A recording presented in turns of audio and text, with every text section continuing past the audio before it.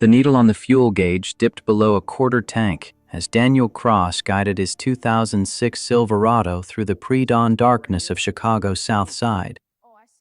Lucas slept in the passenger seat, 10 years old and small for his age, his inhaler tucked into the cup holder where Daniel could grab it fast if needed. The boy's breathing was steady now, but 3 hours earlier it had rattled like dice in a cup, each exhale a wet struggle that sent Daniel's pulse spiking into combat alert territory. The emergency room at Northwestern Memorial had stabilized Lucas with a nebulizer treatment and a stern lecture about missing refill appointments.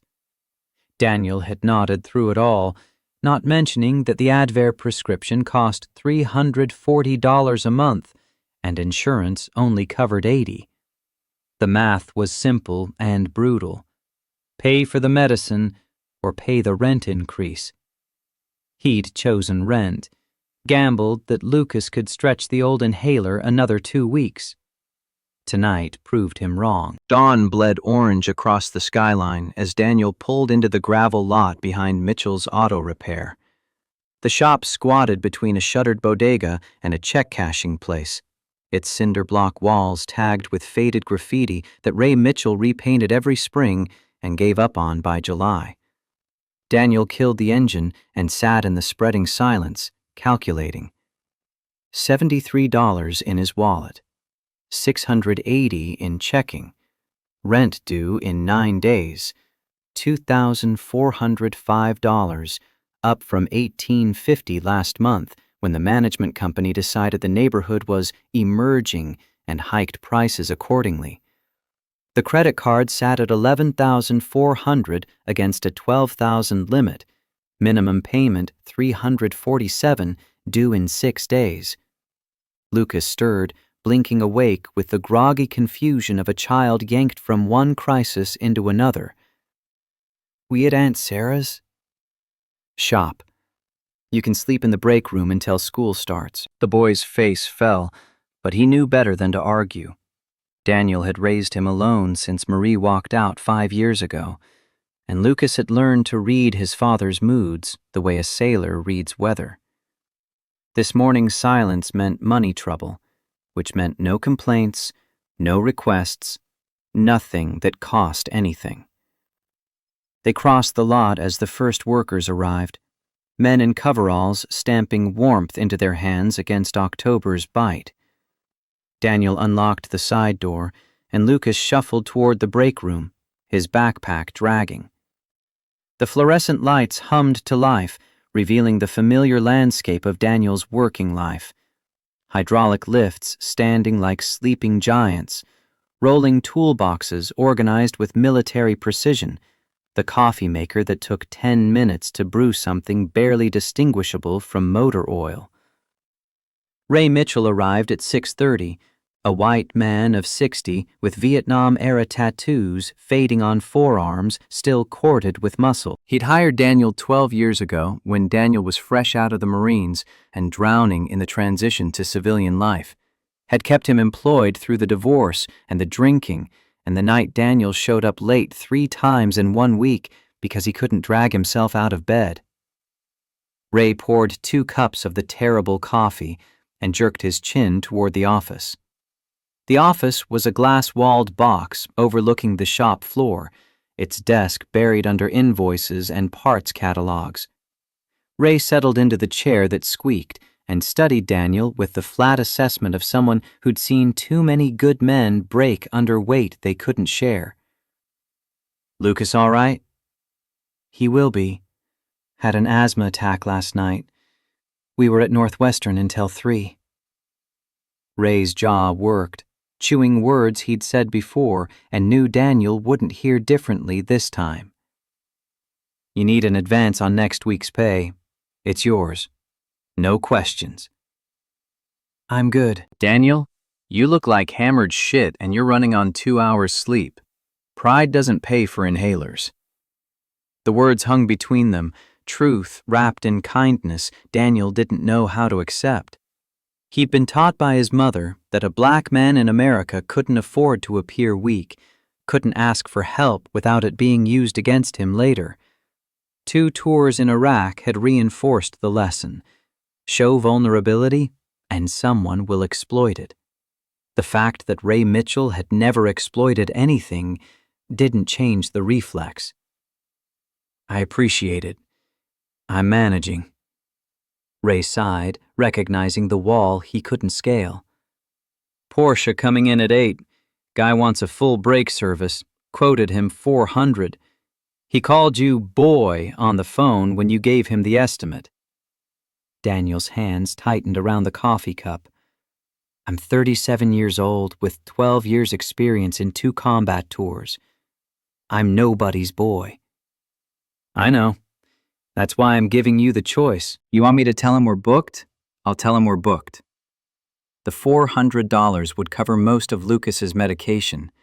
Daniel could swallow the insult, smile through gritted teeth, take the man's money, and watch him drive away in his $100,000 car. He'd done it before. Every black man in America had done it before, that particular calculus of dignity versus necessity. What'd you tell him? Told him we'd have a mechanic available at 8.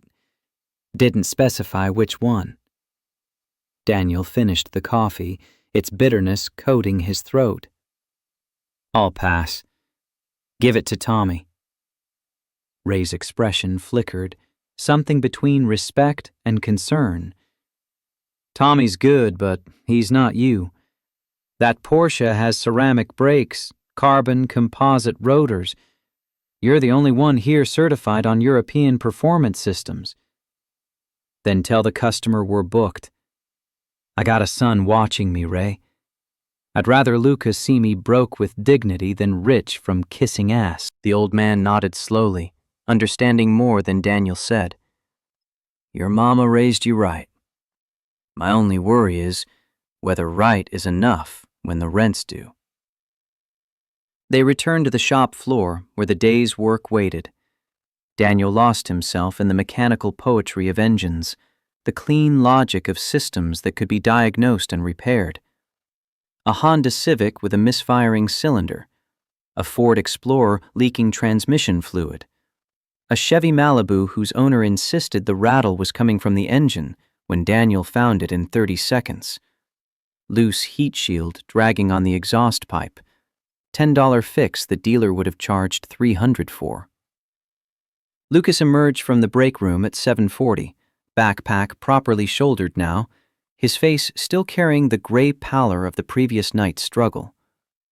Daniel walked him to the bus stop 3 blocks over, past boarded storefronts and murals celebrating leaders and martyrs. The neighborhood had been bleeding population for 2 decades, young families fleeing to suburbs they couldn't quite afford, while developers circled like vultures, waiting for prices to bottom out so they could swoop in and call it renewal.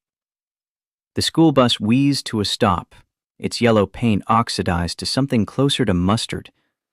Lucas climbed the steps and turned back. Dad, I'm sorry about last night. About the hospital bill. The words punched through Daniel's chest. 10 years old and already carrying guilt that belonged to systems and circumstances far beyond his control. That's not on you, buddy. Not ever. You hear me? The boy nodded, but his eyes said he didn't believe it. The bus pulled away, leaving Daniel alone on the cracked sidewalk with the morning sun climbing and the weight of single fatherhood pressing down like gravity's mean older brother. He walked back to the shop, mentally sorting through the day's jobs, calculating hours against dollars against the rent deadline that approached with tidal inevitability. His phone buzzed. Text from Sarah, his younger sister who taught 3rd grade on the west side. How's Lucas? Mom's asking. Their mother lived in Atlanta now, retired from 30 years nursing at Cook County Hospital.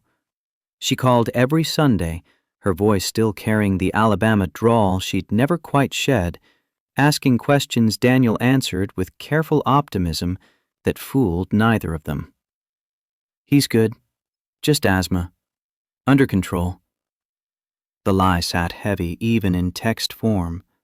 Nothing was under control. Daniel was one emergency away from catastrophe, one blown transmission or one missed paycheck from decisions he'd spent 5 years trying never to face again. The morning passed in the rhythm of labor, pneumatic wrenches singing, engines turning over, the satisfaction of problems solved. Around 11, Ray appeared at Daniel's station, where he was replacing the water pump on a Toyota Camry. Got something weird. Woman on the phone says she needs her Mercedes serviced, but she wants to speak to the mechanic who'll do the work. Not me, not the front desk, the actual mechanic. Daniel didn't look up from the pump housing, torquing bolts to spec. We don't do Mercedes. Tell her to try the dealer. That's what I said. She insisted. Said money's not an issue, she'll pay whatever, but she wants to meet the person working on it first. Sounds like someone who thinks she's doing us a favor by slumming it on the south side. Pass. Ray hesitated, something unspoken in his silence. She asked for you specifically, by name. Said she'd seen our website, saw you were head mechanic. That made Daniel pause. Mitchell's Auto Repair had a website only because Ray's nephew had built one 5 years ago, and nobody had updated it since. The photo gallery still showed Daniel with a high and tight haircut from his Marine days, younger and leaner, and not yet carrying the weight of single parenthood in the lines around his eyes. Who is she? Didn't say. Just asked if Daniel Cross was available for a consultation. Consultation. Like we're a law firm. The strangeness of it settled over the shop floor. People didn't request specific mechanics unless they'd been referred, and Daniel hadn't worked on anyone's Mercedes in years. The South Side wasn't Mercedes territory. It was Chevy and Ford and Honda territory. Practical cars driven until the repair costs exceeded the monthly payment on something newer. Tell her I'm booked through next week. Ray shrugged and walked away, leaving Daniel to finish the water pump. But the oddness of the request nagged at him through lunch, a mystery without enough information to solve. He ate a turkey sandwich in the break room while scrolling through news on his phone. Another city council debate about property taxes, another shooting on the West Side, another story about Chicago's population decline as young professionals moved to Austin and Nashville and Charlotte. The bones of the city's industrial might were still visible, but the flesh had withered, leaving behind neighborhoods like this one, hanging on through sheer stubbornness and the fact that people had nowhere else to go. At 2:30, Lucas would be getting out of school. Daniel's phone sat silent, which meant no call from the nurse's office, which meant the boy had made it through the day without another attack. Small victories counted when you were keeping score in a game rigged against you from birth. The afternoon brought a steady stream of vehicles, oil changes and tire rotations and brake jobs, the bread and butter work that kept the lights on. Daniel's hands moved with practiced efficiency, muscle memory built over thousands of hours. He'd always been good with mechanical systems, able to visualize how parts fit together and diagnose problems other mechanics missed. In Iraq, he'd kept the platoon's vehicles running through sandstorms and mortar attacks, earning a reputation as someone who could fix anything with duct tape and profanity. The Purple Heart had come from shrapnel during a supply run outside Fallujah, a close-quarters ambush that killed 2 Marines and left Daniel with scars across his left shoulder and memories that still woke him at 3 a.m, drenched in sweat. The Marines had taught him discipline and teamwork and how to function under fire. What they hadn't taught him was how to translate those skills into civilian success when the economy was shedding working-class jobs like dead skin and employers saw black male veteran and heard potential problem. Ray appeared again at 4, and this time his expression carried something Daniel couldn't immediately read. That woman called back. The Mercedes. She's here. Daniel straightened, wiping his hands on a shop rag. I told you I'm not interested. I know. She said she'd wait. She's been sitting in the lot for 20 minutes. Through the bay door, Daniel could see a black sedan idling near the entrance, too far to make out details. The persistence should have irritated him, but instead it triggered something else. Curiosity mixed with wariness. In his experience, white women with money didn't wait in South Side parking lots unless they wanted something specific. And what they wanted usually involved a black man's labor being performed at a discount with gratitude for the opportunity. I'll tell her to come back when she's scheduled an appointment, like everyone else. He crossed the shop floor and stepped into the October afternoon, the sun slanting low enough to throw long shadows. The sedan was a Mercedes E-Class, recent model year, its black paint mirror bright and unmarred. As Daniel approached, the driver's door opened and a woman stepped out. She was white, early 30s, wearing jeans and a simple blouse that probably cost more than Daniel's monthly rent, but didn't advertise it. Dark hair pulled back in a ponytail, minimal makeup, and a healing gash across her forehead held together with butterfly bandages. Her left arm was wrapped in an elastic support brace. She carried herself with the careful movements of someone managing recent injury, but her eyes were alert and direct as they met his. "Mr. Cross?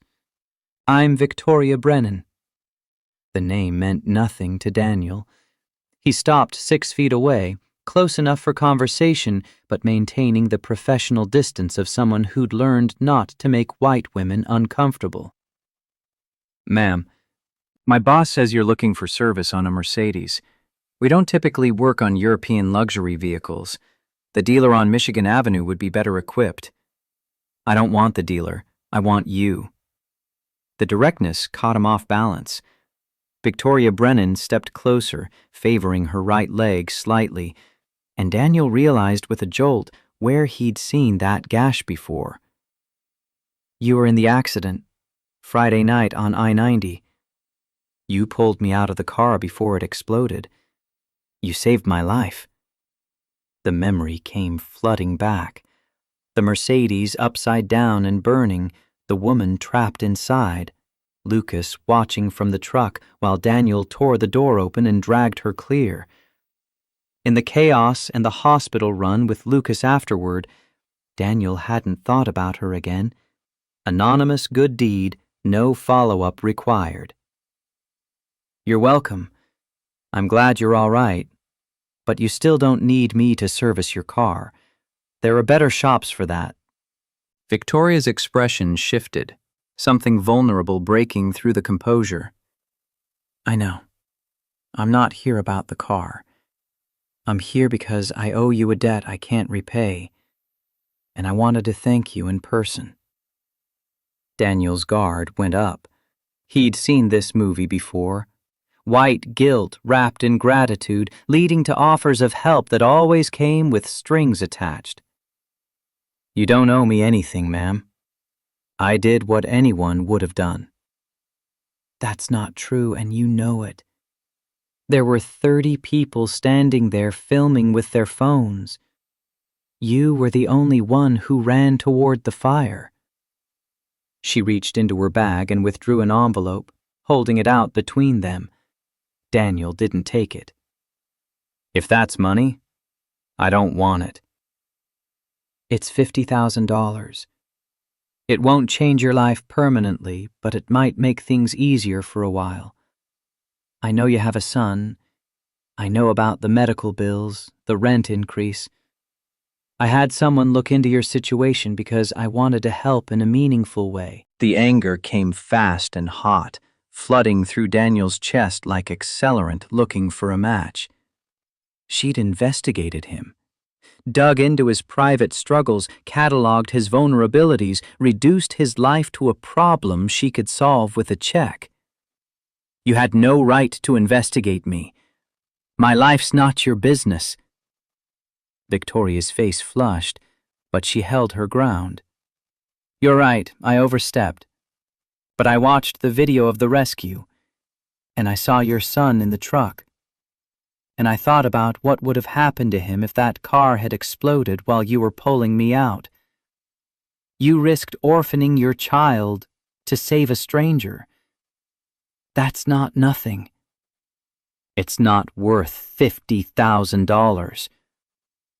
Then what is it worth? The question hung between them, impossible to answer.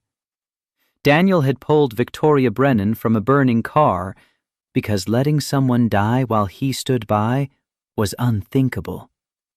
The calculus hadn't involved money or reward or recognition. It had simply been the right thing to do, a moral reflex built into him by his mother's example and reinforced by the Marine Corps values drilled into him during training.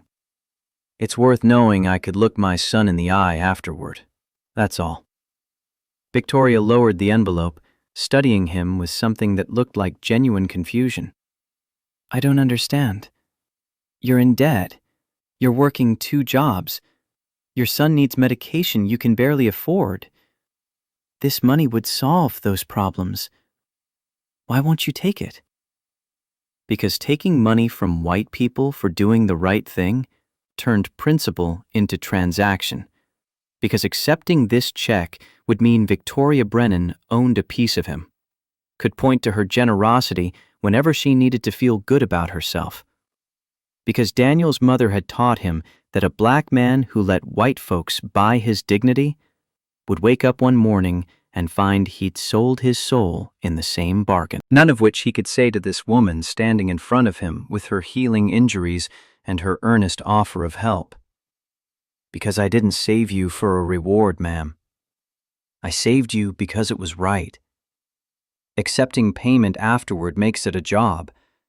And what I did wasn't a job. It was being human. Victoria stared at him for a long moment, the envelope still in her hand, her expression cycling through emotions Daniel couldn't name. Finally, she tucked the envelope back into her bag. Then at least let me buy you coffee. No money, no obligation, just let me say thank you properly.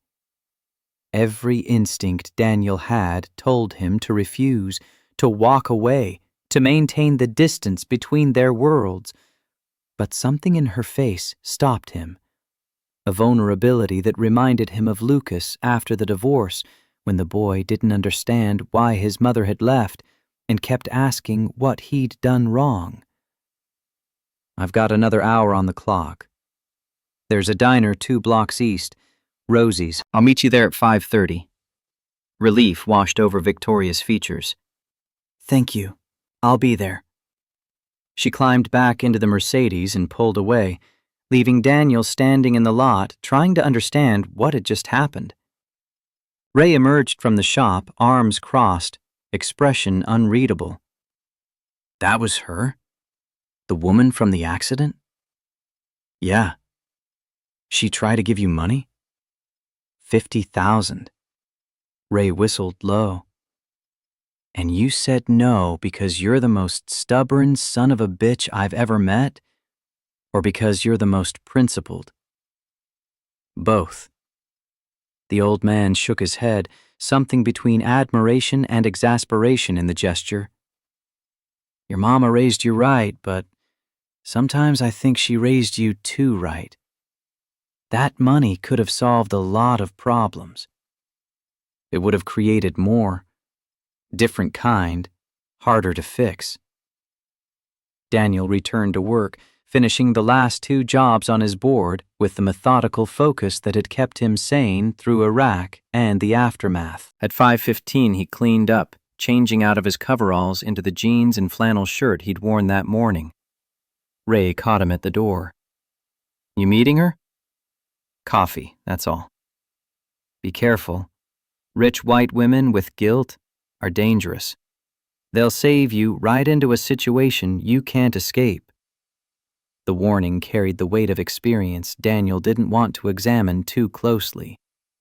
He walked to Rosie's diner as the sun dropped toward the horizon, painting the south side in shades of amber and shadow. The diner occupied a corner lot, its neon sign flickering Rosie's in pink letters that had been there since the 70s. Inside, red vinyl booths lined the walls and a counter ran the length of the space, the smell of coffee and grease hanging heavy. Victoria sat in a booth by the window, a mug of coffee already in front of her. She'd changed clothes, now wearing a sweater that looked soft and expensive, but she still carried herself with that careful posture of someone managing pain. Daniel slid into the opposite bench, and the waitress appeared, a black woman in her 50s who'd worked at Rosie's longer than Daniel had been alive. Coffee? Sugar? Please, black. The waitress poured and disappeared. Victoria wrapped her hands around her mug, studying him across the table. I looked you up after the accident. I hope that's not too invasive, but I wanted to know who you were. You already told me you investigated my finances. Looking me up seems pretty tame by comparison. She flinched at the edge in his voice. I deserve that, I'm sorry. I'm not used to people saying no to me, and I handled it badly. What are you used to? The question seemed to catch her off guard. She took a sip of coffee, buying time to formulate an answer. I'm used to being Victoria Brennan, daughter of James Brennan, who owns Brennan Hotels. 47 properties across North America, $4.2 billion in assets. I'm used to people wanting something from me, or wanting to use me to get to my father. I'm used to relationships that are really transactions. Daniel let the silence stretch, waiting for the rest of it. That night on I-90, I was running. There was a gala at one of our hotels, photographers and investors, and my father introducing me to people like I was a prize he'd won. Marcus Whitmore was there, this CEO my father wants me to marry because it would create some kind of business synergy. I couldn't breathe in there. So I left. Took the company car, drove too fast, wasn't paying attention. I killed myself in everything but the technical sense. You survived. Because of you. Because some mechanic from the South Side saw a burning car and ran toward it while everyone else filmed it for social media. Do you know how rare that is? Daniel thought about the video, which had gone viral in the hours after the accident. 4.2 million views the last time he checked. Countless comments praising him, and just as many making it about his race. Black man shows humanity. This is what a real man looks like, regardless of color. Bet he's hoping for a payday. The full spectrum of human reaction, from genuine admiration to barely disguised racism. It's not rare where I come from. It's called being a decent person. Victoria's laugh came out bitter. You'd be surprised how rare decency is in my world. Money amplifies everything, including ugliness. The waitress returned with Daniel's coffee and raised an eyebrow, taking in the unusual pairing. Black mechanic and white woman with money, sitting together in a South Side diner. The neighborhood would be talking by tomorrow. Y'all want food? Kitchen's got meatloaf tonight. Just coffee, thank you. After she left, Victoria leaned forward slightly. Can I ask you something personal? You can ask. I might not answer. Why did you really turn down the money? And don't give me the line about principle. I want to know the real reason. Daniel considered how much truth to share, how much of himself to reveal to this woman whose world was so far removed from his that they might as well be different species. Because the moment I take money from you, our relationship changes. I become the person you helped, the black mechanic you saved with your generosity. You get to feel good about yourself, and I get to feel like I owe you. That's not the kind of math I'm interested in. What if I told you I don't want you to owe me anything? That I just want to help because you helped me? Then I'd say you don't understand how power works. You investigated my life, found my pressure points, offered me exactly enough money to solve my immediate problems. That's not help. That's leverage. Maybe you don't mean it that way, but that's what it becomes. Victoria sat back, her expression troubled. I didn't think of it like that. People with money usually don't. They think generosity is simple, that writing a check solves problems. But money always comes with strings, even when you swear it doesn't. They sat in silence for a moment, the diner's ambient noise filling the space between them. Victoria's coffee sat cooling while Daniel's grew bitter in his mouth. My mother died 2 years ago. Pancreatic cancer. Before she died, she made me promise not to let the money make me a stranger to myself. I think I've been failing at that. The admission hung vulnerable in the air. Daniel felt his anger soften despite himself, recognizing grief when he saw it. My wife left 5 years ago. Walked out while I was at work. Left a note saying she couldn't do this anymore. Found out later she'd been gambling. Ran up $43,000 in debt I'm still paying off. My son was 5, asked me every night for a year when Mommy was coming home. He hadn't meant to share that, hadn't talked about Marie with anyone except Sarah in years. But something about Victoria's raw honesty had pulled it out of him, a matching vulnerability offered in trade. I'm sorry, that's brutal. It taught me something, though. People leave. Situations change. The only thing you can control is whether you can look yourself in the mirror afterward. That's why I turned down your money. Not because I don't need it, but because I need to stay someone my son can respect more than I need $50,000. Victoria's eyes were bright, and Daniel realized she was holding back tears. He's lucky to have you. I'm lucky to have him. He's the only reason I'm still here, still fighting. When Marie left, I went to a dark place. Drank too much, showed up late to work, almost lost custody because I was too messed up to function. Lucas brought me back. Kept asking me to help with homework, to make breakfast, to be his dad. I couldn't fail him. The confession emptied something in Daniel's chest, a pressure he'd been carrying without realizing its weight. Victoria reached across the table, her hand stopping just short of his. Thank you for telling me that. And thank you for pulling me out of the car. Not for my sake, but for your son's. Because he needs you alive. And you could have died saving me. He was watching. I couldn't let him see me do nothing. They talked for another hour, the conversation drifting from heavy truths to lighter territory. Victoria told him about growing up in her father's empire, the loneliness of boarding schools, and the weight of expectations she never asked for. Daniel talked about Iraq, about the Marines who hadn't made it home, about learning to live with the fact that survival was arbitrary and guilt was the price of breathing when others didn't. By the time they left Rosie's, full dark had settled over Chicago, and the temperature had dropped enough to make breath visible.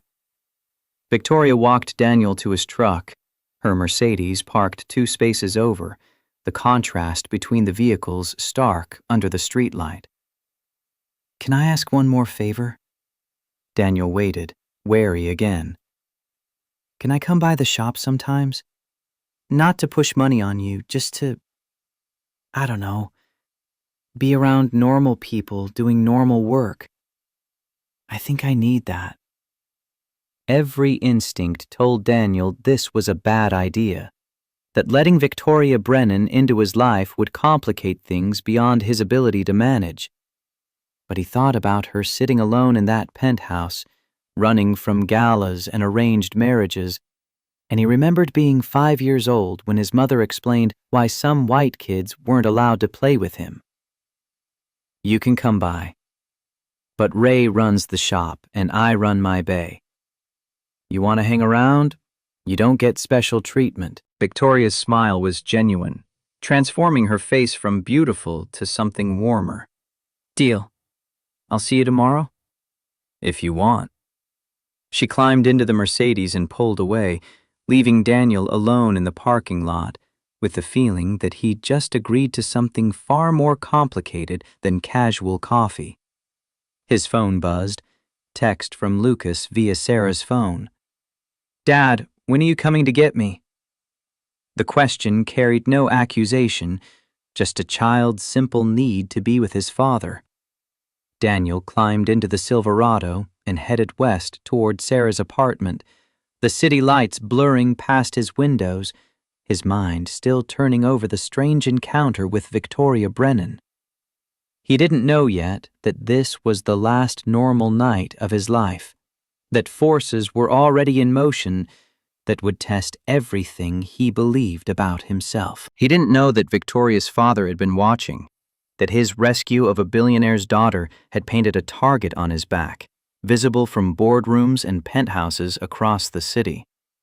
All Daniel knew was that he'd done the right thing pulling Victoria from that burning car, and he'd do it again, regardless of consequence. Because that was who his mother had raised him to be, who the Marines had trained him to be, who Lucas needed him to be. The rest would come later, uninvited and inevitable as morning. Victoria showed up at Mitchell's Auto Repair the next morning carrying a box of pastries from a bakery whose logo Daniel didn't recognize. The mechanics looked up from their bays as she walked across the oil-stained concrete, her designer jeans and cashmere sweater marking her as foreign territory. Tommy whistled low until Ray shot him a glare that could strip paint. Daniel was elbow-deep in the engine bay of a Honda Accord, replacing a timing belt that should have been changed 20,000 miles ago. He didn't look up when Victoria's shadow fell across his workstation. "Morning. I brought breakfast for everyone." The offer hung awkward in the shop's testosterone-heavy air. Ray emerged from the office, wiping his hands on a rag that had been white sometime during the Carter administration. "That's kind of you, miss. Boys, say thank you." A chorus of mumbled gratitude rose from the various bays. Victoria set the pastry box on the break room table and returned to Daniel's station, watching him work with the focused attention of someone genuinely interested rather than killing time. "What are you fixing?" "Timing belt. Customer ignored the maintenance schedule, so now a $400 job becomes an $800 job because the belt started shredding and damaged the valve cover." Why would someone ignore maintenance? Daniel straightened, meeting her eyes for the first time that morning. Because $400 is the difference between making rent and getting evicted. People gamble they can squeeze another month, another 1,000 miles. Sometimes they win. Sometimes they destroy their engine. The answer landed heavier than Victoria expected. She watched Daniel return to the Accord, his hands moving with practiced efficiency through the complicated dance of removing the old belt and threading the new one through pulleys and tensioners. "Can I help?" The question surprised both of them. Daniel paused, socket wrench suspended mid-turn. "You want to help fix a car?" "I want to learn. I've spent my whole life in boardrooms and ballrooms. I don't know how anything actually works." Ray appeared at Daniel's elbow, his weathered face showing the kind of amusement that came from watching something unexpected unfold. "Miss Brennan, you sure you want to get those nice clothes dirty?" "I'll buy new clothes. I want to understand what Daniel does." The honesty in her voice killed Daniel's reflexive refusal. He gestured to a rolling stool. "Sit there. Watch first. Ask questions if you don't understand something. Don't touch anything unless I tell you to." Victoria settled onto the stool with the care of someone still managing injuries from the accident. For the next hour, she watched Daniel complete the timing belt replacement, asking questions that started basic and grew more sophisticated as her understanding built. She had a sharp mind, Daniel realized, the kind that absorbed information quickly and made connections between concepts. When he explained how the timing belt synchronized the engine's camshaft and crankshaft, She immediately understood why failure would cause catastrophic damage. So it's like a conductor keeping an orchestra in rhythm? If the conductor stops, the whole performance collapses. Exactly. Lucas appeared during his lunch break, walking from the bus stop with his backpack dragging one shoulder. He stopped short when he saw Victoria, recognition dawning slowly. You're the lady from the video. The one Dad saved. Victoria smiled, and Daniel saw genuine warmth in it rather than the performative kindness wealthy people often showed children. I am. You must be Lucas. Your dad told me about you. The boy's eyes widened. He did? He said you're the smartest kid in your class and you want to be an engineer when you grow up. Lucas glanced at Daniel, surprise and pleasure mixing in his expression. Daniel hadn't realized how hungry his son was for that kind of recognition, for proof that his father talked about him with pride rather than worry. I like building things, Legos mostly, but also circuits. I got a kit for my birthday. Victoria's interest appeared authentic, not the condescending attention adults sometimes paid children. What kind of circuits? Simple ones, LEDs and resistors and stuff. I want to make a robot that can follow a line on the floor, but the parts are expensive. The words came out matter-of-fact, a child's acceptance of limitations without understanding the economics behind them. Victoria's expression flickered, and Daniel knew she was calculating costs, probably already planning how to buy Lucas the components he needed. He stepped in before she could make the offer. Lucas, go eat your lunch in the break room. I'll be there in a minute. After the boy disappeared, Daniel turned to Victoria. Don't. Don't what? Don't buy him robot parts. Don't try to solve his problems with money. He's 10 years old, and he's learning that wanting things and having things aren't the same. And that's a lesson he needs to learn. Victoria's face showed hurt and confusion. I was just going to help. I know. That's the problem. You see a need and you want to fill it, but you don't think about what that does to the people you're helping. Lucas needs to understand that good things come from hard work and patience, not from knowing someone with money. The words came out harsher than Daniel intended, but he'd spent 5 years teaching Lucas self-reliance and resilience. He wouldn't let Victoria's generosity undermine that, no matter how well-meaning. She was quiet for a long moment, processing. You're right. I'm sorry. I'm not used to being around people who tell me no. Then stick around. You'll get used to it.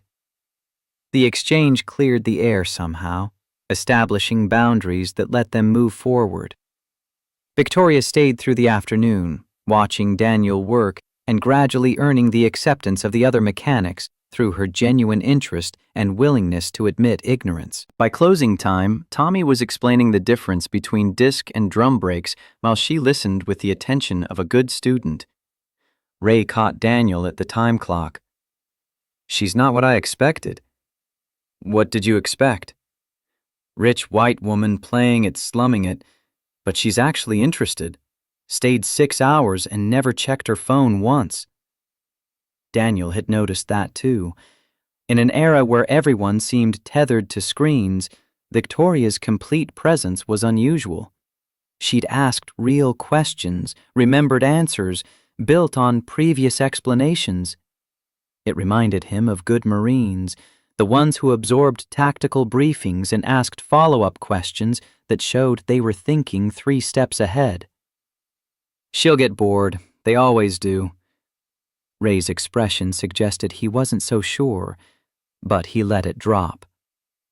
Victoria returned the next day, and the day after that, she brought coffee from different shops each morning, learning which mechanics preferred what, remembering without writing it down. She learned their names, asked about their families, treated everyone with the same respect, regardless of position. By the end of the first week, she'd become a familiar presence, and the mechanics had stopped performing for her or censoring their language. On Friday afternoon, she was watching Daniel replace the transmission on a Ford Explorer when a Rolls-Royce Phantom pulled into the lot. The black vehicle gleamed like polished obsidian, its chrome grille catching sunlight and throwing it back with aristocratic disdain. Every mechanic in the shop stopped working, drawn by the magnetic pull of extreme wealth. The rear door opened and a man emerged. 60s, silver hair, impeccable suit that probably cost more than Daniel earned in 3 months. He carried himself with the absolute confidence of someone who'd never been told no in any context that mattered. 2 men in dark suits flanked him, private security with the alert stillness of people trained to violence. Victoria's entire posture changed, tension flooding her frame. "That's my father." Daniel set down his tools, wiping his hands clean while calculating angles and exits. James Brennan crossed the shop floor like he owned it, which, in some metaphysical sense, he probably did. Money bought a lot of things, including the psychological territory of knowing you could purchase the building you stood in without checking your bank balance. Brennan stopped 6 feet from Daniel, his blue eyes conducting an assessment that felt clinical and dismissive in equal measure. "Mr. Cross, I've been looking forward to meeting you." "Sir." The greeting came out flat, neither welcoming nor hostile. Daniel had learned in the Marines how to stand at attention without actually standing at attention, how to show respect without showing deference. Brennan noticed, and something like approval flickered across his face before disappearing behind practiced neutrality. "I owe you my daughter's life. That's a debt I take seriously." "You don't owe me anything. I did what anyone should have done." Brennan's laugh carried no humor. "Very few people do what they should, Mr. Cross. Most do what's convenient, what's safe, what benefits them directly. You ran toward a burning car. That's either heroism or stupidity. And I haven't decided which." Victoria moved closer to Daniel, a subtle shift that placed her between her father and the mechanic who'd saved her.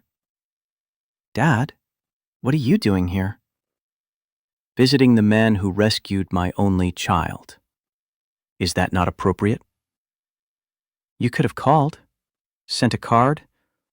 "You didn't need to show up at his workplace with your security detail like you're conducting a business negotiation." Brennan's attention shifted to his daughter, and Daniel saw the dynamic clearly. Control masquerading as concern, love expressed through dominance. "Victoria, I'd like to speak with Mr. Cross privately. Perhaps you could wait in the car." "No. Anything you have to say to Daniel, you can say in front of me." Father and daughter locked eyes, a battle of wills that had clearly been fought many times before. Brennan broke first, but his concession felt tactical rather than genuine. "Very well. Mr. Cross, I've had my people look into your situation." The words landed like a slap. Daniel's jaw tightened, anger rising hot and fast. "You investigated me?" "Of course. A man I don't know becomes close to my daughter. I make it my business to know who's in her life." "We're not close. She comes by the shop, we talk, that's all." Brennan smiled, the expression not reaching his eyes. "You had coffee with her at Rosie's diner. You shared personal details about your divorce and your son. She's been here every day this week. That sounds close to me." The surveillance implications were clear. Brennan had people watching Victoria, tracking her movements, reporting back.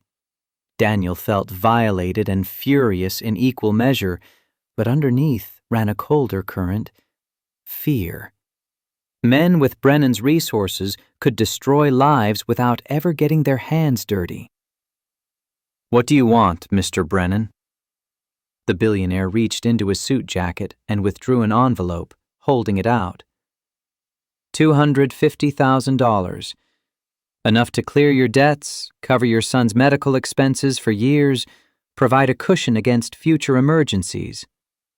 All I ask is that you accept my gratitude and maintain appropriate distance from my daughter." The offer hung in the October air, crystallizing everything Daniel had feared about taking Victoria's money. This wasn't gratitude. This was a transaction disguised as generosity, a payoff wrapped in the language of appreciation. "Keep your money." Brennan's eyebrows rose fractionally. "You're refusing?" "I don't want it. Didn't want it when Victoria offered $50,000. Don't want it now that you're offering 5 times that. I pulled your daughter from a burning car because leaving her to die wasn't an option. Accepting payment afterward turns me into something I'm not." "And what are you, Mr. Cross?" The question carried multiple layers. Genuine curiosity mixed with challenge, mixed with something that might have been respect.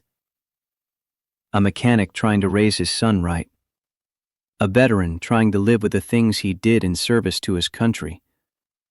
A man who understands that some actions don't have price tags. Brennan studied him with the intensity of someone used to reading people for weakness and advantage.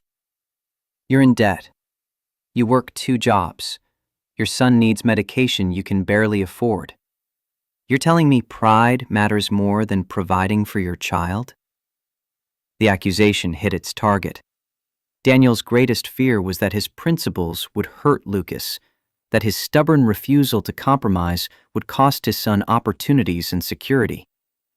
But accepting Brennan's money would teach Lucas a different lesson, that integrity could be purchased, that wealthy white men could buy your compliance with enough zeros on a check. "My son needs a father who stands for something. Money comes and goes. Character is permanent." "Character doesn't pay medical bills." "No, but it lets me sleep at night, and it lets my son respect me in the morning."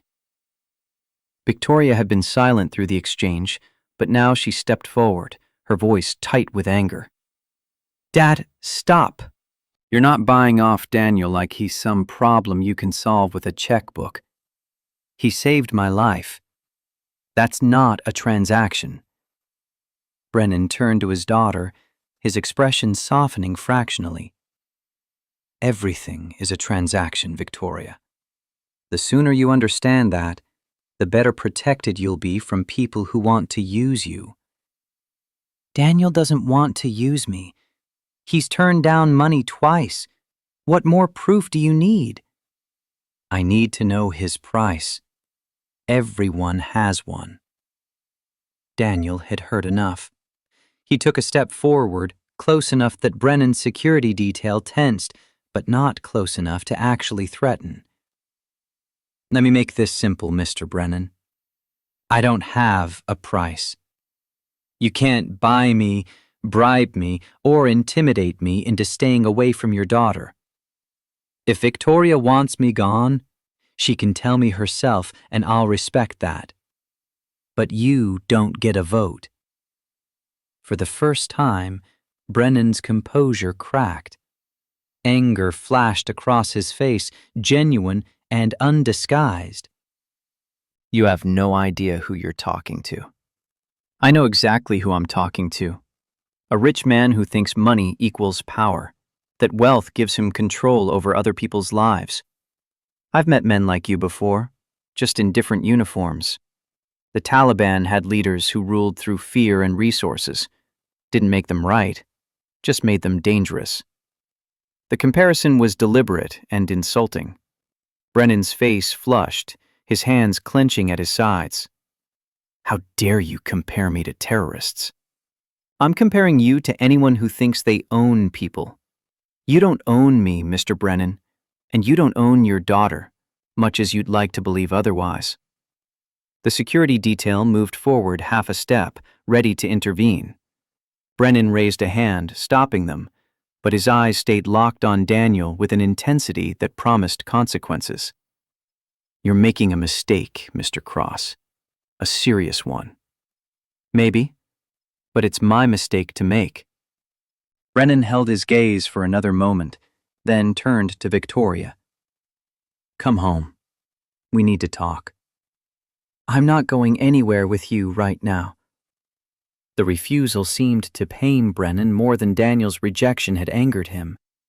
Something vulnerable flickered across his face before the mask slammed back into place. This conversation isn't over. He walked back to the Rolls-Royce, his security detail following. The vehicle pulled away with the whisper-quiet engine of engineering excellence, leaving behind a silence that felt charged with potential energy.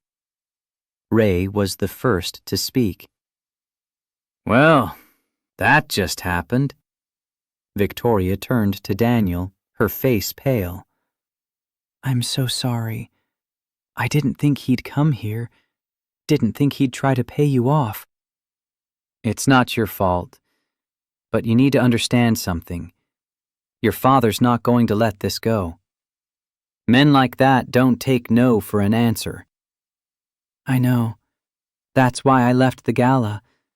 That's why I'm here instead of at the corporate offices. I'm tired of being a piece on his chessboard. Daniel wanted to tell her it was too late, that by being James Brennan's daughter, she would always be on that board, whether she participated or not. But he saw the determination in her eyes, the need to believe she could be something other than her father's extension, and he couldn't bring himself to crush that hope. You should probably go home. Figure out what you want to do. I want to keep coming here, if that's okay with you. Ray interjected before Daniel could answer. Door's always open, Miss Victoria, long as you pull your weight and don't cause trouble. She nodded gratefully and left, her Mercedes looking only slightly less out of place than her father's Rolls-Royce. After she'd gone, Ray put a hand on Daniel's shoulder. That man's going to come at you. You know that, right? I know. And you're still going to let his daughter hang around? She's an adult. She can make her own choices. Ray sighed, the sound of a man who'd seen this movie before and knew how it ended. I hope you're right, because men like Brennan don't play fair. They play to win. The weekend brought a reprieve. Victoria didn't appear at the shop, and Daniel spent Saturday with Lucas, taking him to the Museum of Science and Industry, where they wandered exhibits about space exploration and robotics. The boy's excitement was infectious, his questions endless, and for a few hours, Daniel could pretend their life was normal, that he wasn't one emergency away from collapse. Sunday dinner was at Sarah's apartment, a cramped two-bedroom where she'd lived since her teacher's salary couldn't stretch to cover anything bigger. She made pot roast and mashed potatoes, comfort food that reminded them both of their mother's cooking. Lucas played video games on Sarah's ancient Xbox while the siblings talked in the kitchen. Mama called. She heard about the accident. Wants to know if you're getting money from the girl's family. Daniel's fork paused halfway to his mouth. Why would I get money? Because you saved a billionaire's daughter, dummy. Mama thinks you should lawyer up, sue for emotional distress or something. That's not who I am, and Mama knows it. Sarah's expression softened. I know, but she worries. We all do. You're killing yourself working 2 jobs, and you've still got that much debt hanging over you. The concern in her voice made Daniel's chest tight. Sarah had her own struggles, raising 2 kids on a teacher's salary after her husband left, but she still worried about her older brother like it was her job. I'm managing. You're drowning. There's a difference. Before Daniel could argue, his phone buzzed. Text from a number he didn't recognize. This is Victoria. Can we talk? Not at the shop. Somewhere private. He showed Sarah the message. She read it and handed the phone back with a knowing look. That girl's going to be trouble. She's not trouble. She's just trying to figure out her life. while her billionaire father tries to buy you off? That's not complicated. That's a disaster waiting to happen. Daniel wanted to argue but couldn't find the words. He texted back. Grant Park, North End by the fountain. Tomorrow, 6 p.m. The reply came instantly. I'll be there. Thank you. Monday dragged like the clock had grudges. Daniel worked through his job board with mechanical efficiency, his mind elsewhere. The Porsche owner from the previous week had called Ray, complained about being turned away, left a 1-star review on Google that mentioned unprofessional staff and reverse discrimination. Ray had shrugged it off, but Daniel saw the cost, knew that one bad review led to others. That reputation was fragile in neighborhoods where word of mouth carried more weight than advertising. At 5:30, he cleaned up and drove to Grant Park, parking near the Buckingham Fountain as the October sun dropped toward the horizon. The fountain wasn't running this late in the season, its elaborate tiers dormant until spring. Victoria sat on a bench overlooking the empty basin, wearing jeans and a jacket that looked designed for function rather than fashion. Daniel sat beside her, maintaining a respectful distance. What did you want to talk about? Victoria was quiet for a moment, watching a jogger pass and disappear into the gathering dusk. My father's going to destroy you. Not because you did anything wrong, but because I care about you and he can't control that.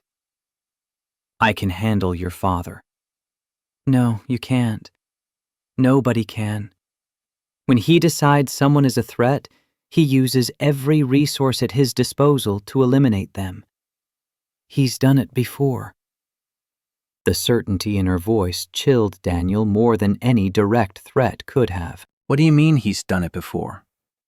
Victoria turned to face him, her eyes reflecting the city lights beginning to flicker on across the skyline. 3 years ago, I was dating someone, an architect, brilliant and kind and everything my father claimed to want for me. But he wasn't from the right family, didn't have the right connections. Within 6 months, my boyfriend couldn't get work.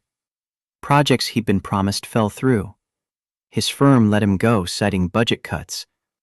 He moved to Seattle to start over. Your father did that? He never admitted it. Never had to. That's how power works at that level. You don't make overt threats. You just make phone calls, withdraw support. Let it be known that anyone who does business with your target won't do business with you. The system enforces itself. Daniel felt the weight of her warning settling into his bones. James Brennan had resources Daniel couldn't begin to counter. Connections that reached into every corner of Chicago's business world. If the billionaire decided to destroy him, Daniel would never see the mechanism coming. He'd just wake up one morning and find the walls closing in. So what do you want me to do? Walk away? Stop letting you come to the shop? I want you to understand what you're up against. And I want you to know that if you tell me to leave, I'll understand. I'll be hurt, but I'll understand. The vulnerability in her admission cracked something in Daniel's chest. He thought about Lucas, watching him turn away the Porsche owner, learning that dignity mattered more than money. He thought about the Marines he'd served with, who died because they refused to leave their brothers behind, even when survival meant retreat. I'm not telling you to leave. If your father wants to come at me, let him come. But I'm not going to live my life afraid of what some billionaire might do. Victoria's smile was sad and grateful in equal measure. You're either the bravest man I've ever met, or the most stubborn. Why can't I be both? She laughed, the sound genuine and surprised, and for a moment they sat in comfortable silence while Chicago flowed around them. 8 million people living their lives unaware of the small drama unfolding on a park bench. Can I ask you something personal? Daniel braced himself. Go ahead. Why did you really turn down the money? I know what you told my father, but there's more to it. I can tell. The question dug deeper than Daniel wanted to go, but he'd asked Victoria to trust him with the truth about her father. Reciprocity demanded honesty. When I came back from Iraq, I was a mess. PTSD, anger issues, nightmares every night. The VA gave me pills that turned me into a zombie. Marie tried to help, but she couldn't reach me, so she found other ways to cope. Ways that involved casinos and betting apps and loans from people who didn't mind high interest rates. He paused, the memories sharp despite the years. By the time I got my head straight enough to notice, we were $43,000 in debt, and she'd taken out a second mortgage on our house without telling me. I confronted her. She left, took everything liquid from our accounts, and disappeared with some guy she'd met at a poker table. God, Daniel, I'm sorry. The debt was mine to deal with. The bank didn't care that my wife had forged my signature. I had two choices: declare bankruptcy and lose the house, or dig my way out. I chose to dig. 5 years of paying minimums, taking extra shifts, living on nothing so Lucas could have something. He met Victoria's eyes directly. If I take your money, or your father's money, I'm admitting I can be bought. That there's a dollar amount where my principles don't matter anymore. Maybe that's true for everyone. But I don't want to find out what my price is, because once I know, I can't unknow it. Victoria reached over and took his hand, the gesture simple and without romance. Thank you for trusting me with that. They sat holding hands while the temperature dropped and Chicago's lights multiplied like stars being born. Daniel knew he should pull away, should maintain the professional distance that would protect them both from her father's wrath. But her hand was warm, and the contact felt like connection rather than transaction, and he let himself have that moment of human comfort. His phone shattered the peace. Ray's number. Daniel answered, dread already forming. Ray, what's wrong? Daniel, I need you to stay calm. 3 words that guaranteed panic. Daniel stood, Victoria rising with him. What happened? Shop's closed. City inspector came by an hour after you left. Found violations. Electrical code, fire suppression, structural issues. Were shut down pending full inspection and remediation. The bottom dropped out of Daniel's world. That's not possible. We passed inspection 6 months ago. Everything was clean. I know, but the paperwork says otherwise. They're threatening to revoke our business license. Daniel's mind raced, connecting dots he didn't want to see forming a picture. How long? Could be weeks. Could be longer if they find more issues. I'm sorry, son. I can't pay you while we're shut down. The call ended. Daniel stood frozen, phone in hand, while the implications crashed over him like waves. No work meant no paycheck. No paycheck meant no rent money. The credit card was maxed. He had maybe 3 weeks of survival money in checking, and that was before Lucas needed his medication refilled. Victoria was already putting pieces together. My father did this. You don't know that. Yes, I do. This is exactly how he operates. Apply pressure through official channels where it looks legitimate. You can't fight city inspectors without lawyers you can't afford. Daniel wanted to argue, but the timing was too perfect. The violations too convenient. 48 hours after he'd refused Brennan's money, his livelihood evaporated. The message was clear. Accept the payoff, or watch everything collapse. I need to go. Daniel, let me help. I can hire lawyers, I can... No, this is what your father wants, for you to rescue me with your money. That makes me dependent on you, which makes me controllable. I won't do it. Victoria's face showed pain and frustration. So you're just going to let him destroy you out of pride? The accusation stung because it carried truth. Daniel's principles were about to cost him and Lucas everything, and he couldn't see a way out that didn't involve compromise. I don't know what I'm going to do, but I know taking money from you or your father isn't the answer. He walked away before Victoria could argue further, leaving her alone by the empty fountain. The drive home was automatic, his conscious mind elsewhere calculating scenarios and finding no good options. By the time he pulled up to Sarah's apartment to collect Lucas, he'd cycled through panic into something colder. Determination forged in the same furnace that had carried him through firefights and ambushes.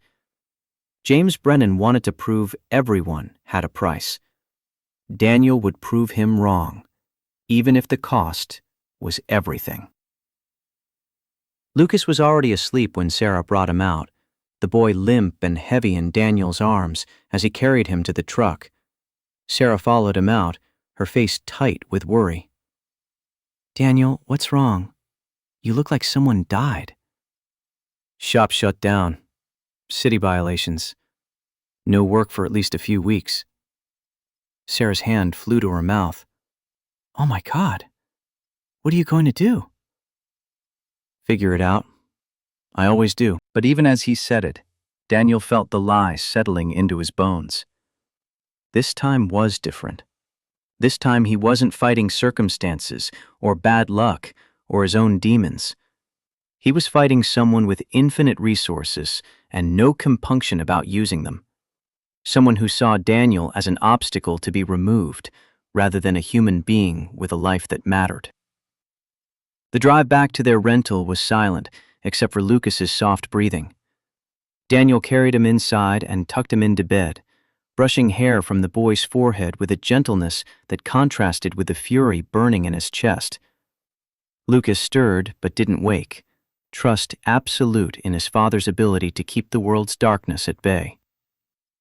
Daniel sat at the kitchen table long after midnight, surrounded by bills he couldn't pay and rent notices he couldn't answer. The refrigerator hummed in the darkness. The clock ticked out seconds that felt like countdown. And somewhere across the city, in a penthouse Daniel would never see, James Brennan probably slept soundly, confident in the knowledge that he'd applied sufficient pressure to achieve his desired outcome. But Daniel Cross had learned something in 2 tours of Iraq, something they didn't teach in business school or write about in books about wealth and power. He'd learned that the human spirit had breaking points, but it also had inflection points, where pressure transformed into something harder and more dangerous than the force applied against it. Tomorrow would bring new challenges. Tomorrow he'd have to face Lucas's questions and Sarah's worry and the grinding reality of unemployment. But tonight, in the dark silence of his kitchen, Daniel made a decision that would echo through the weeks to come. James Brennan wanted a war. He was about to learn that you don't win wars by having more money. You win them by being willing to pay costs your enemy won't match. And Daniel Cross had already paid in blood and sanity and years of his life. Money was just another currency he was prepared to spend. The call from the refinery came Tuesday morning, while Daniel was updating his resume for the first time in 12 years. The HR manager's voice carried the rehearsed sympathy of someone delivering bad news to multiple people that day. "Mr. Cross, as part of our ongoing restructuring, we're eliminating several positions, including yours. Your final paycheck will include 2 weeks severance as per company policy." Daniel's grip tightened on the phone. "I've been there 3 years. I've never missed a shift, never had a safety violation." "This isn't performance related. It's a corporate decision based on operational efficiency. I'm sorry." The line went dead. Daniel set the phone down with careful control, the kind of restraint that came from knowing if he let the anger out, it would consume everything in reach. 72 hours since Brennan's visit to the shop, and now both his jobs had evaporated. The pattern was too clean to be coincidence, too surgical to be accident. Lucas was at school. The rental house was silent, except for the furnace clicking on against November's creeping cold. Daniel opened his laptop and pulled up his bank account. $680. Rent due in 6 days. $2,405. The math didn't work, no matter how many times he recalculated. His phone buzzed. Victoria's number. "I heard about the refinery. Please let me help." The text felt like surveillance confirming itself. How did she know about the refinery job already? Was she tracking him through her father's network, or did she have sources of her own? The violation of privacy burned almost as hot as the financial panic. He didn't respond. Instead, he called Sarah. "I need you to keep Lucas for a while. Week, maybe 2. I've got to figure some things out." Sarah's silence carried weight before she spoke. "Both jobs?" "Both jobs." "Daniel, this is Brennan. You know this is Brennan. Knowing it and proving it are different things. And even if I could prove it, what would I do? Sue a billionaire with lawyers I can't afford? So you're just going to let him destroy you?" The question echoed Victoria's words from the park. Daniel stared at the stack of bills on his kitchen table, each one representing a promise he'd made to remain functional and responsible. "I'm going to do what I have to do. Keep Lucas safe while I figure it out." "And what does that mean?" Daniel didn't have an answer that wouldn't worry her more. After he hung up, he sat in the silence calculating options. Unemployment would take weeks to kick in and wouldn't cover his expenses. He could sell the truck, but that would leave him unable to work when jobs did materialize. The credit card was maxed. He'd already exhausted favors from friends who were themselves barely surviving, which left one option he'd been avoiding since the moment Brennan made his offer. His phone rang. Unknown number. Daniel almost didn't answer, but some instinct made him pick up. "Mr. Cross, this is Garrett Stone. I'm the Chief Operating Officer at Brennan Hotels." The voice was smooth, professional, carrying authority that expected compliance. "I know who you are. What do you want?" "Mr. Brennan would like to offer you a position. Maintenance department at our flagship property, Brennan Plaza, downtown.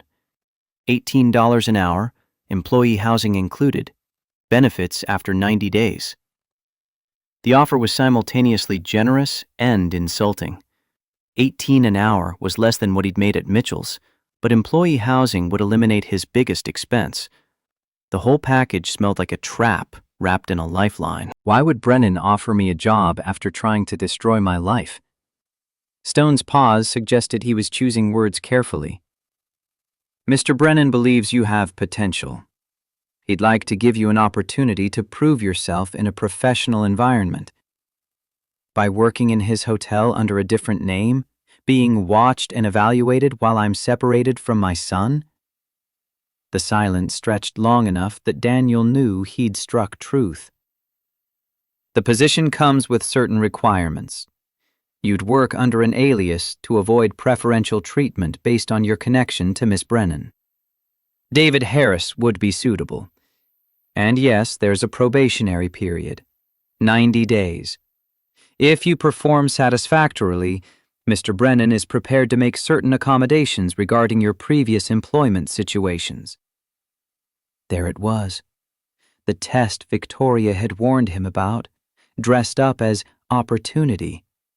Take the job, prove himself worthy, and maybe Brennan would lift the pressure that was currently crushing him. Refuse, and watch everything collapse while Lucas asked questions Daniel couldn't answer without destroying the boy's faith in justice. "I need time to think about it." "You have 48 hours. After that, the offer expires." Stone hung up. Daniel sat holding the dead phone, feeling the walls of his life closing in with geometric precision. This was how Brennan won, not through direct violence, but through the patient application of economic pressure until the target had no choice but to accept terms they'd previously refused. His laptop chimed. Email from the property management company, The subject line read, "Final Notice." Daniel didn't need to open it to know what it said. Pay rent by Friday or begin eviction proceedings.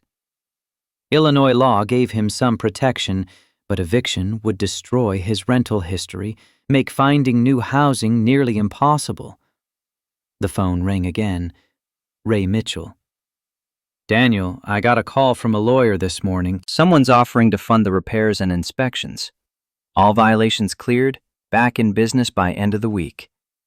Hope flared before Daniel's brain caught up. "Who's offering?" "Lawyer wouldn't say. Anonymous benefactor. But son, we both know who has that kind of money and that kind of interest." The pieces clicked into place. Brennan would fund the garage repairs, get Ray back in business, but only after Daniel accepted the hotel job. Positive reinforcement to accompany the negative pressure, showing that cooperation brought rewards while resistance brought ruin. "Don't take it. Daniel, I can't afford to turn down help. I got employees, families depending on those paychecks. I got to think about them, not just your pride." The accusation landed because it was true.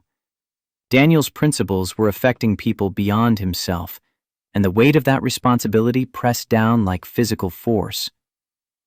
"I understand. Do what you need to do." After Ray hung up, Daniel walked through the rental house, seeing it with the eyes of someone who'd soon be homeless. The worn furniture he'd bought secondhand, the walls decorated with Lucas's artwork, the kitchen where he'd taught his son to make pancakes and scrambled eggs. 5 years of building a life, about to be dismantled because he'd refused to be bought. His phone buzzed. Text from Victoria. "My father's at the Chicago office today. If you want to talk to him, now would be the time. Brennan Plaza, 47th floor. I can get you in." Daniel stared at the message, understanding what Victoria was offering. The chance to confront Brennan directly, to negotiate terms or at least understand the full scope of what was being asked. Going into the billionaire's territory felt like walking into an ambush, but staying here in this rental house, waiting for eviction, felt like surrender. He texted back. "What time?" 2 p.m. "I'll meet you in the lobby." Daniel showered and dressed in the closest thing he owned to business casual. Khakis and a button-down shirt, both pressed but showing their age. He drove downtown through lunch traffic, the Silverado's engine making a new rattling sound that probably meant expensive repairs in his near future. Brennan Plaza rose 68 floors above Michigan Avenue, all glass and steel, proclaiming wealth and power to anyone with eyes to see. Victoria waited in the lobby, wearing a business suit that transformed her from the woman who'd spent hours watching him fix cars into someone who belonged in this world of marble and money. She hugged him briefly, the gesture feeling forbidden in this environment. "Thank you for coming.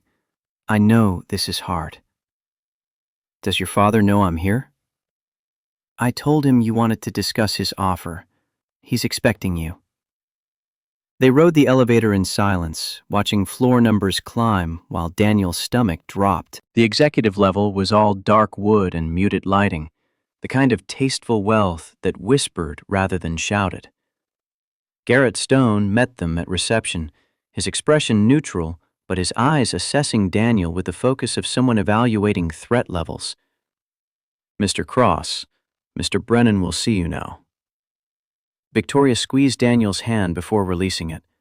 "I'll wait here. Good luck." Stone led Daniel through corridors lined with architectural photographs of Brennan properties, each image a monument to James Brennan's legacy. They stopped at double doors that opened onto a corner office with views spanning Lake Michigan to the east and the city to the south. James Brennan stood at the windows, his posture that of a man surveying his kingdom. He turned as Daniel entered, and for the first time, Daniel saw what Victoria had mentioned but he hadn't noticed before. the slight yellowing of Brennan's eyes, the way his suit hung just fractionally looser than it should, the tremor in his hands he couldn't quite suppress. The man was sick, genuinely sick, and trying to hide it. "Mr. Cross, thank you for coming." "Mr. Brennan." Stone withdrew, closing the doors and leaving them alone. Brennan gestured to a chair, but Daniel remained standing, unwilling to accept even that small comfort. "I assume Stone made you the offer? 18 an hour, employee housing, 90-day probation." "He did." "And you're here to negotiate better terms?" The assumption carried condescension that made Daniel's jaw tight.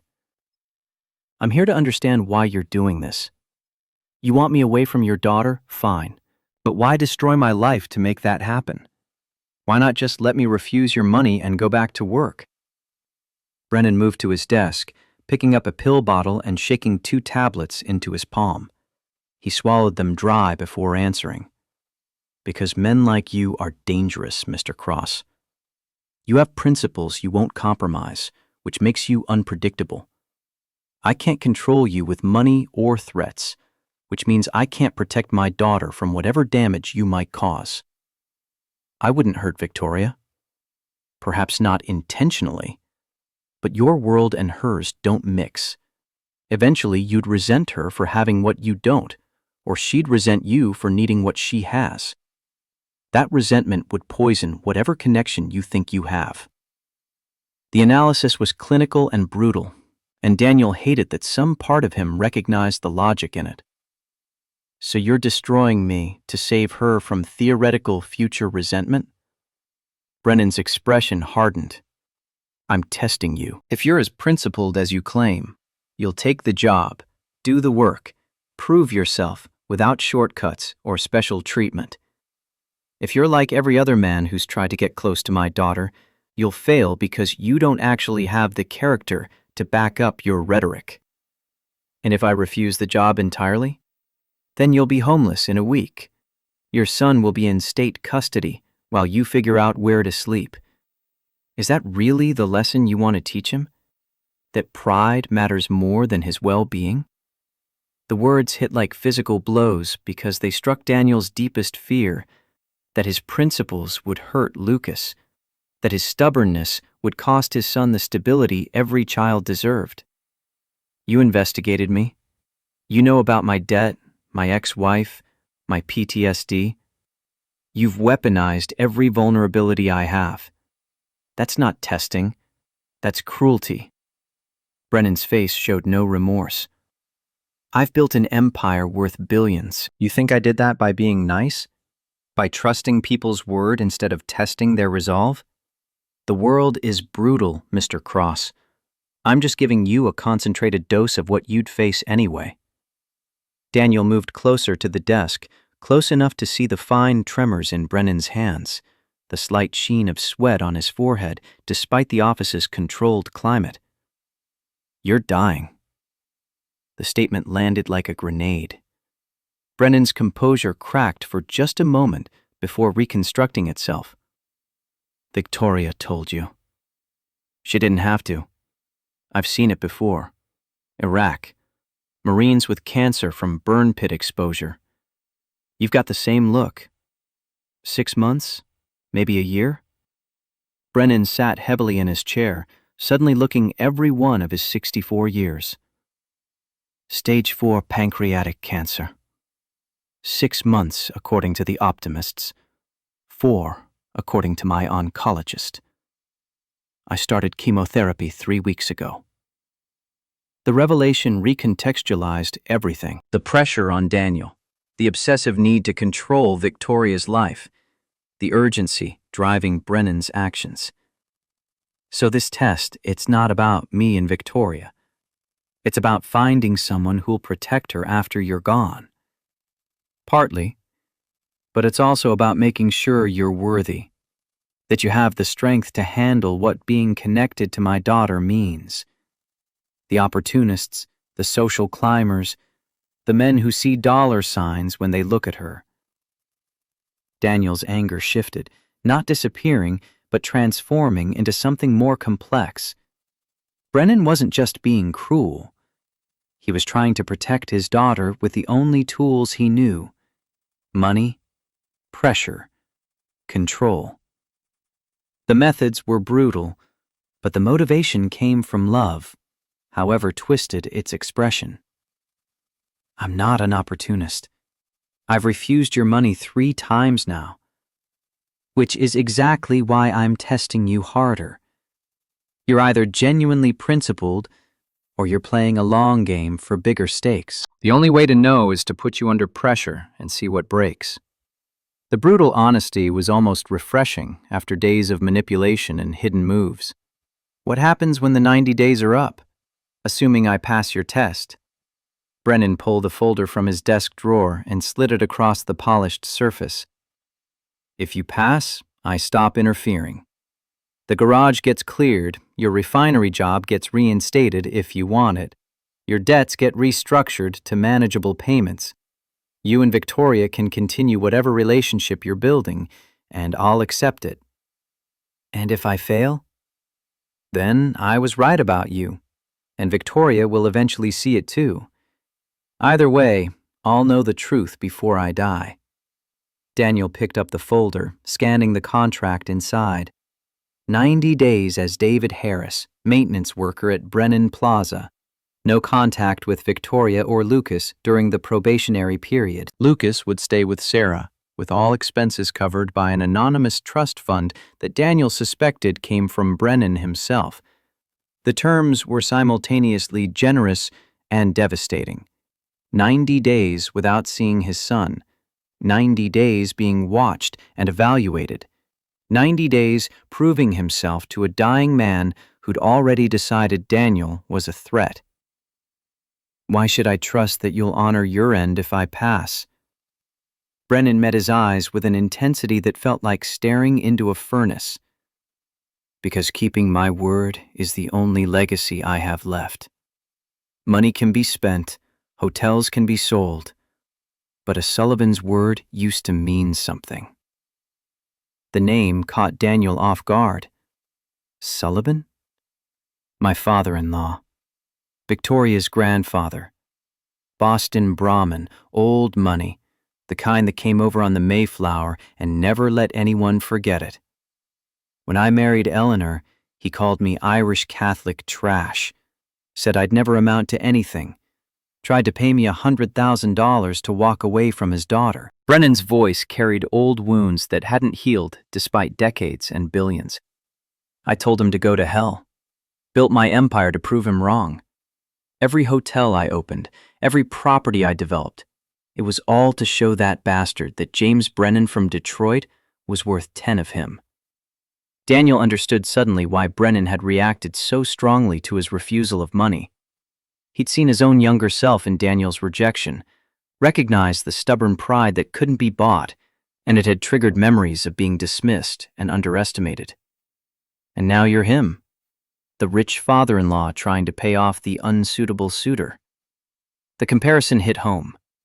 Brennan's face flushed, anger and shame mixing in equal measure. "I'm nothing like that bigoted son of a bitch." "Aren't you? You've investigated me, found my weaknesses, used your money and power to force compliance. The only difference is you're doing it because I'm poor instead of because I'm Irish." Brennan stood, his hands bracing on the desk. "How dare you compare me to that man?" "Then stop acting like him. Stop trying to control your daughter's life because you're afraid she'll make the wrong choice. Trust that you raised her well enough to make her own decisions." The words hung in the space between them, truth wrapped in challenge. Brennan stared at Daniel with an expression cycling through rage, pain, and something that might have been recognition. "You don't understand. When Eleanor died, I promised her I wouldn't let Victoria end up with someone who'd use her, hurt her, turn her into a transaction. I've spent 2 years watching men fail that test. You're the first one who's passed the preliminary screening. But that makes you more dangerous, not less. Because if I'm genuine, it means you were wrong about me. And men like you don't like being wrong. Brennan's laugh was sharp and bitter. Men like me? You mean billionaires? Tyrants? Which stereotype are you applying? Men who think money equals control, who've forgotten that some things can't be bought or sold or negotiated. You asked me my price, and I told you I don't have one. That shouldn't make me dangerous. It should make you respect me. The silence stretched, charged with tension that felt like pre-storm electricity. Finally, Brennan sat, something defeated in the motion. You remind me of myself 40 years ago. Same stubborn pride, same refusal to bend, same certainty that you're right and everyone else is corrupt. Do you know what happened to that version of me? You became a billionaire. I became alone. I built an empire and lost everything that mattered building it. My wife tolerated me more than loved me by the end. My daughter barely knows me except as the man who controls her trust fund and her social calendar. I'm dying surrounded by wealth, and I'll die essentially alone. The vulnerability in Brennan's admission was almost painful to witness. Daniel saw past the billionaire's armor to the human beneath. A father, terrified of leaving his daughter unprotected. A man facing mortality without the comfort of knowing his legacy would include more than money. Then stop testing me and start trusting me. Let me prove I'm genuine through normal human interaction instead of manufactured crisis. Brennan shook his head slowly. I can't. Because if I'm wrong, if you're just another opportunist playing a long game, I'll be dead before Victoria realizes it. This test is the only way I can protect her from beyond the grave. Daniel picked up the contract, reading through the terms with the careful attention his mother had taught him to apply to any document before signing. 90 days. No contact with Lucas except one weekly phone call. No contact with Victoria at all. Work as David Harris in the maintenance department, subject to evaluation by Garrett Stone. The deal was a trap disguised as an opportunity, but it was also the only path forward that didn't end with Lucas in foster care while Daniel scrambled to rebuild from nothing. Brennan had engineered the situation perfectly. Make the test the only viable option, then frame acceptance as Daniel's free choice. If I do this, I want something in writing. Legal guarantee that regardless of how your test goes, Lucas's medical expenses are covered and he stays with Sarah. Not contingent on my performance, just covered. Brennan's expression showed something like approval. Done. Stone will draft the paperwork. And I want Ray Mitchell's garage cleared immediately. Not after I pass, not as a reward, now. He's got employees depending on those paychecks. The garage will be operational by Friday. Daniel set the contract down, his hand hovering over the signature line. One more thing. When the 90 days are up, you tell Victoria the truth. All of it. The cancer, the test, why you did this. She deserves to know. Brennan's face went rigid. That's between me and my daughter. No. If I'm going to be tested, she deserves to know the real stakes. Otherwise, this is just you manipulating both of us for your own peace of mind. The standoff lasted 15 seconds that felt like 15 minutes. Finally, Brennan nodded. When the 90 days are complete, I'll tell her everything. You have my word. Daniel pulled a pen from his pocket and signed the contract, each letter feeling like a small betrayal of everything he'd stood for. But Lucas's face floated in his mind, and the boy's needs mattered more than Daniel's pride. Brennan took the signed contract and stood, extending his hand. Welcome to Brennan Hotels, Mr. Harris. The handshake felt like sealing a deal with the devil, but Daniel met Brennan's grip with equal firmness. Don't mistake this for surrender. I'm doing your test, but I'm doing it my way. And when I pass, you're going to admit you were wrong about me. We'll see. Stone reappeared as if summoned, handing Daniel a folder containing employment paperwork, a key card, and directions to the employee housing unit that would be his home for the next 3 months. Victoria waited in the reception area, her face anxious. She stood as Daniel approached. "What happened?" "I took the job. 90 days, then we'll see." Her expression showed relief and worry in equal measure. "I'm sorry. I know this isn't what you wanted." "It's what your father needs. And right now, keeping Lucas safe matters more than my pride." Victoria hugged him, the embrace brief but fierce. "I'll see you in 3 months. Take care of yourself." Daniel left before the emotion could crack his composure. The elevator ride down felt like descent into something he couldn't name, a commitment made under duress that would reshape everything. In the lobby, he passed businessmen and tourists, all of them oblivious to the small drama that had just played out 68 floors above. The drive to Sarah's apartment took him through neighborhoods he knew by heart, streets where he'd grown up and learned hard lessons about how the world treated black men with more pride than money. Sarah met him at the door, Lucas visible beyond her shoulder doing homework at the kitchen table. "Did you take it?" "I took it." Sarah pulled him into the apartment, her voice dropping to a whisper. "For how long?" 90 days. No contact except 1 call a week. I need you to keep Lucas. Make sure he's okay." "Daniel, this is insane. You're letting that man dictate your entire life." "I'm keeping my son housed and fed. That's what fathers do."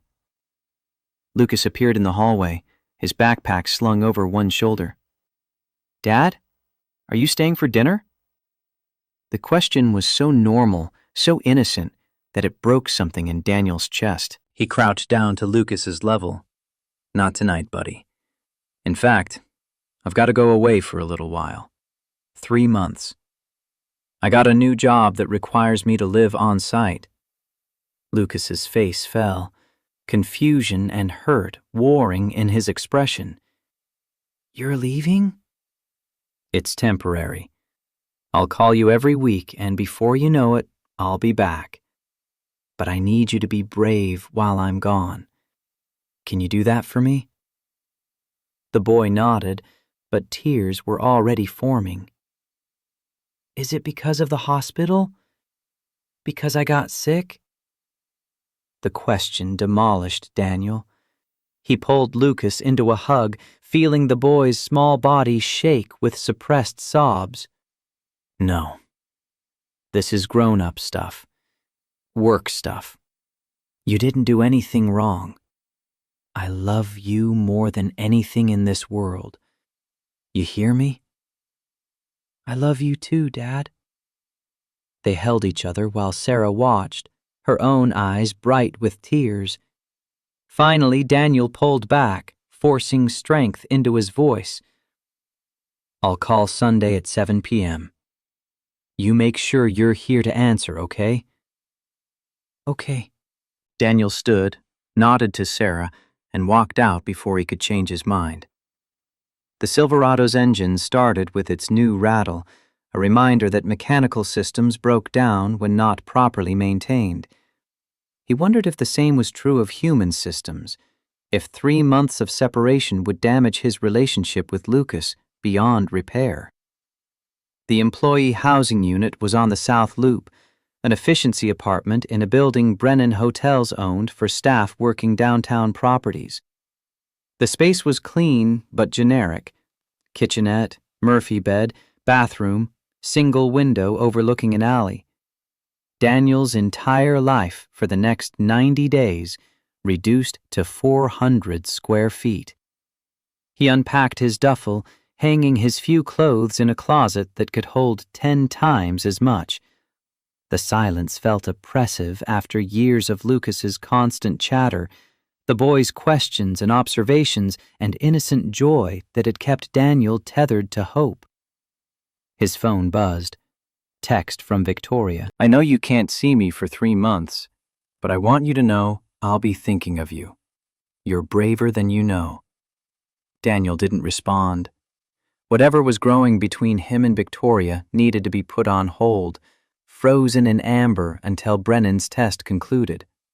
Getting emotionally involved now would only complicate an already impossible situation. He lay on the Murphy bed and stared at the ceiling, thinking about the journey that had brought him here. A random act of heroism pulling a stranger from a burning car, cascading into this. Separated from his son, working under a false name, jumping through hoops designed by a dying billionaire who saw him as a threat. The Marines had taught him that mission success sometimes required accepting bad tactical positions. Iraq had taught him that survival meant adapting to circumstances you couldn't control. Fatherhood had taught him that sacrifice was the price of love. James Brennan had engineered this test, believing Daniel would fail, that pressure would reveal character flaws and opportunistic motives. What the billionaire didn't understand was that Daniel had already been tested in ways that made this seem almost gentle by comparison. He'd held dying Marines in his arms, watched good men bleed out from wounds he couldn't staunch, come home to a country that thanked him for his service and then forgot he existed.